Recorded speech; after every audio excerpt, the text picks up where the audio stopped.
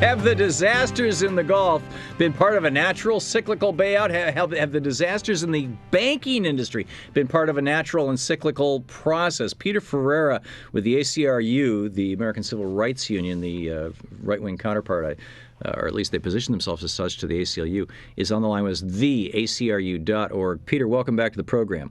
Glad to be here. You know, I agree with you that the disaster that happened 80, 90 years ago is pretty much the same as the disaster that happened in the last couple of years of the Bush administration. But I would submit to you that this isn't part of a natural cycle unless you call the Republican deregulation that happened during the Harding, Coolidge, and Hoover administrations, and it was massive, their deregulation, and the drop in the top income tax rate from 90% down to 25% that started in 1921 in the Harding administration, unless you compare that with the Reagan through Bush administration. I mean, how many Republicans should we put in jail for causing this economic meltdown? It's cyclical. We don't recognize the business cycle anymore because the Reaganomics was so successful. We went 25 years without any kind of significant recession at all. So, but if you go back to the 1970s, wait a minute. What about the Reagan recession? National Bureau of Look, that was the third in the cycle. If you go back to the 1970s, you'll see we had three recessions caused by this boom and bust Keynesian economics. No, they were caused by paying for a Vietnam War. They were caused because LBJ thought he could have bread, guns and butter at the same time. Come on. So Reagan rejected the Keynesian economics explicitly, embraced the new supply side economics. Right, and tripled our national debt and spent $2 trillion on the national credit card. Peter, you give me a $2 trillion credit card, I'll make you look. Actually, the greatest period of wealth creation in the history of the planet, actually, 1982 to 2007. Arguably proving Keynesian economics. Reagan proved Keynesian. If what you're saying is true, exactly. Reagan proved Keynesian economics because he borrowed $3 trillion, spent it, and gee whiz, it stimulated the economy. Reduce the rates.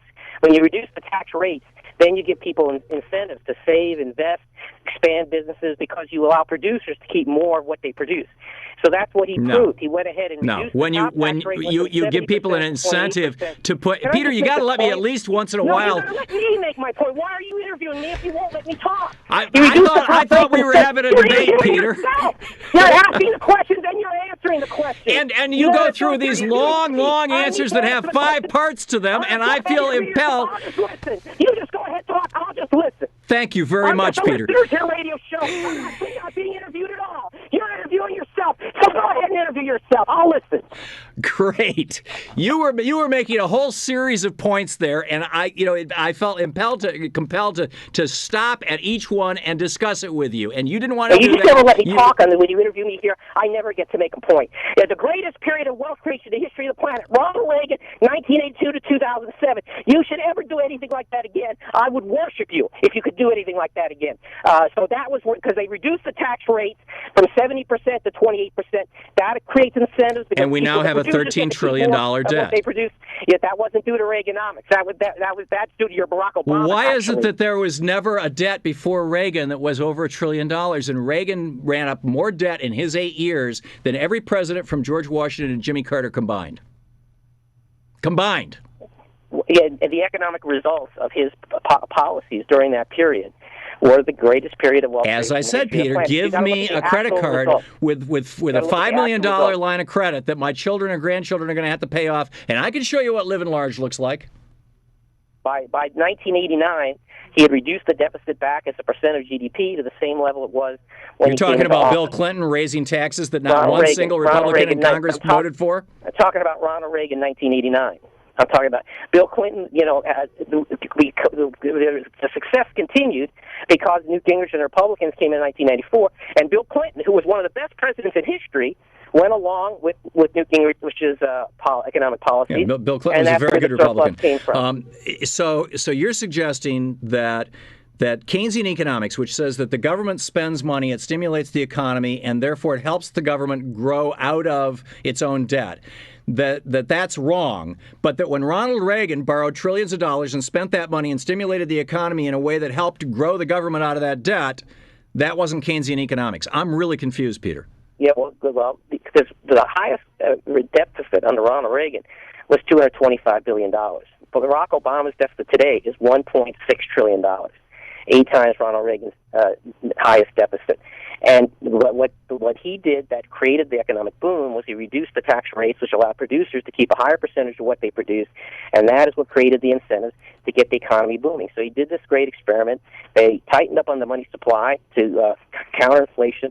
People were saying in the late 1970s, this inflation is endemic. We can never stop it. Yeah. Prices rose 25% over 1979 and 1980. The inflation was killed by the Fed raising interest rates. Come on, Peter. Right, you know that as well as I do. Tight monetary policy that Reagan supported. That was part of Reaganomics. And your talking point that cutting taxes lets people invest is nonsense. That's called economic analysis. It's economic theory. It's not a talking point. Okay, your Friedman, your Thomas Friedman, Milton Friedman economic theory. Fine. I agree with you. It is a legitimate economic theory, and it's wrong in my opinion, because what happened is that Reagan ran up a huge debt. That the people who took the tax cuts didn't build new factories. In fact, they started shipping their jobs off to China. They put their money in Swiss banks accounts. We got 15,000 people that we know of who've got billions of dollars in Swiss bank accounts that are hiding it so that they don't have to pay taxes in the United States. That's the legacy of the Reagan years. So you don't understand incentives. If you let people keep a higher percentage of what they produce, that doesn't mean anything to you. You think that's all just nonsense. What I know, Peter, and if you go back and look at the statistics, they created 19 million jobs. You will find that from era. 1940 to American 1980, living rose by 20% during the Reagan era. From 19 stuff about Swiss bank accounts. Speaking of not letting people finish sentences, from 1940 to 1980, the amount of economic growth that we had in the United States, if you just look at manufacturing, if you look at business, was much greater, particularly when adjusted for inflation, than it was from 1980 to today. And the middle class got really, really rich during that 40-year period. And during the 40-year period starting with Reaganomics, the middle class got wiped out. When Reagan came into office, middle class debt represented 40% of GDP. Now it's nearly 100% of GDP.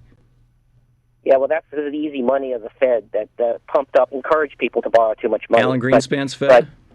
Yes, Alan Greenspan. The Republican Fed? Yeah, look, when I wrote this up, Bush and his people were responsible for that part of the problem. The financial crisis was created by the Fed being too loose with the money supply, as I discussed in my article at spectator.org. There's the book by University professor John Taylor, Getting Off Track. He explains how the Fed was too loose with the monetary policy, actually had... We all agree on that, Peter. We have 1 minute to go. The 20 leaders... adopted by President Clinton, the affordable housing policy, that was the Democrat contribution to the financial crisis. Deregulation had nothing to do with it. The 20 leaders of the Economic Summit in Toronto next weekend will find themselves in a country that has avoided a banking crisis and whose economy grew at 6.1% the first 3 months of this year. The housing market is hot, and 3/4 of the 400,000 jobs lost during the recession have been recovered. The AP story about Canada. Canada is doing just fine, thank you very much. Why? Because they didn't deregulate their banks the way we did during the last years of the Clinton and the early years of the Bush administration. Deregulation actually this crash came about because of deregulation. Eased the financial crisis because the commercial banks could actually buy. Then why did Canada not have a crash? And actually, but they're not subject to our Fed, and they weren't subject to our affordable housing policies. They don't have a Community Reinvestment Act.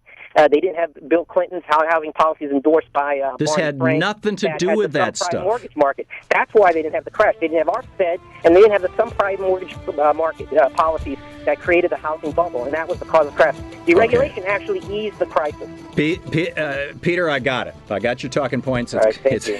Thank you very much for your economic theory. theacru.org if you want to check it out and read Peter's piece, actually. It's called The Green Pied Piper from Chicago.